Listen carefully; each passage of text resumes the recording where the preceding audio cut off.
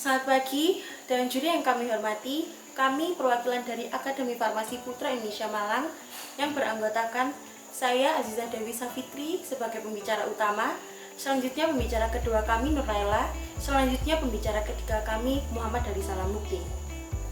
Pada kesempatan kali ini, kami akan membawakan mosi yang akan diperdebatkan, yaitu kami percaya bahwa pembelajaran dalam jaringan atau online tidak lebih efektif untuk diterapkan ke depannya. Pandemi COVID-19 telah mengakibatkan terjadinya perubahan pada tatanan kehidupan, salah satunya di bidang pendidikan.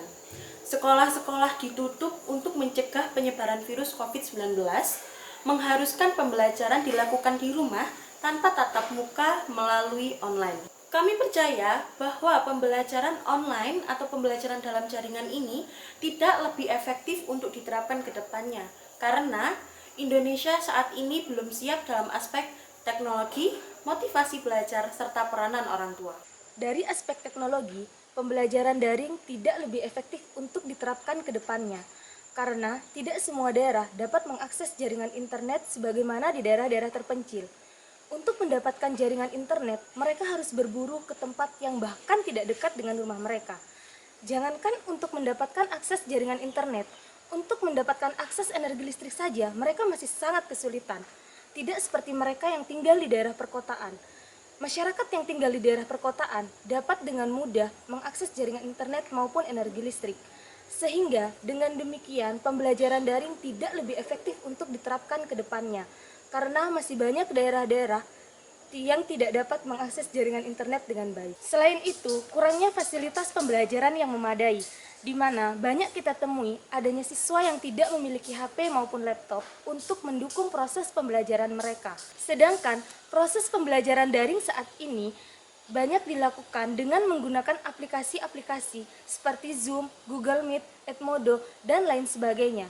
Sehingga siswa yang tidak memiliki HP maupun laptop tidak dapat mengikuti pembelajaran daring dengan lancar. Oleh karena itu, pembelajaran daring tidak lebih efektif untuk diterapkan ke depannya karena adanya keterbatasan jaringan dan juga kurangnya fasilitas pembelajaran yang memadai. Kami juga percaya bahwa pembelajaran daring sangat tidak efektif untuk dilakukan ke depannya karena tidak didukung dengan motivasi belajar siswa. Seperti yang kita ketahui bahwa keinginan belajar mandiri siswa sangatlah minim. Sedangkan pembelajaran daring dipatok dengan waktu yang sangat singkat dan mengharuskan siswa untuk belajar di luar jam pelajaran. Tapi pada kenyataannya, siswa lebih memilih untuk melakukan hal-hal lain di luar proses pembelajaran daripada untuk mengulas kembali teori yang sudah diberikan oleh pemateri. Selanjutnya kami percaya bahwa pembelajaran daring tidak lebih efektif untuk dilakukan ke depannya karena memperhatikan aspek motivasi belajar siswa yang terus menurun. Motivasi belajar siswa terus menurun dikarenakan guru atau pengajar tidak bisa memantau muridnya dalam proses pembelajaran secara langsung.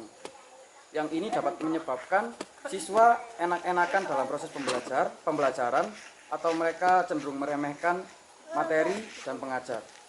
Seperti yang kita ketahui pada video-video pendek di platform media sosial, banyak siswa yang lebih memilih untuk bermain game atau bermain media sosial pada saat proses pembelajaran, yang hal ini di luar dari proses pembelajaran.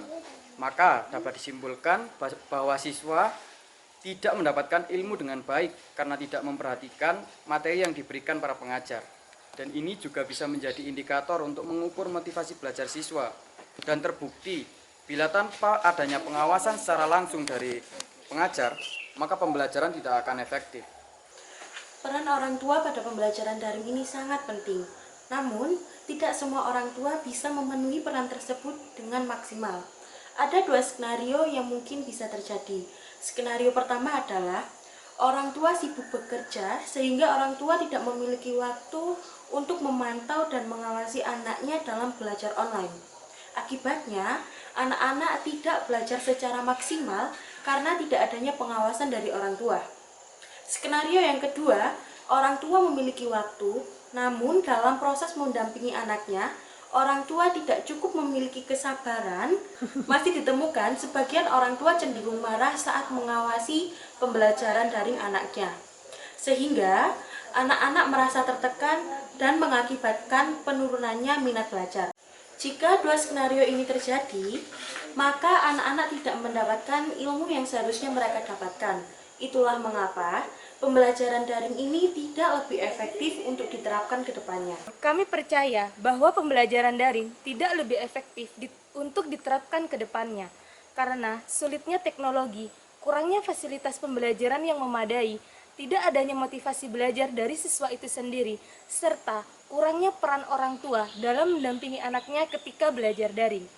Apabila pembelajaran daring ini tetap diterapkan, maka akan menyebabkan turunnya kualitas pendidikan yang tentunya akan mempengaruhi terhadap kualitas hidup siswa di masa depan.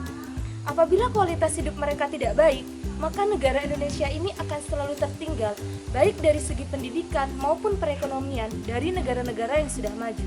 Oleh karena itu, kami mengatakan bahwa pembelajaran daring tidak lebih efektif untuk diterapkan ke depannya. Demikian argumentasi dari tim kami. Terima kasih.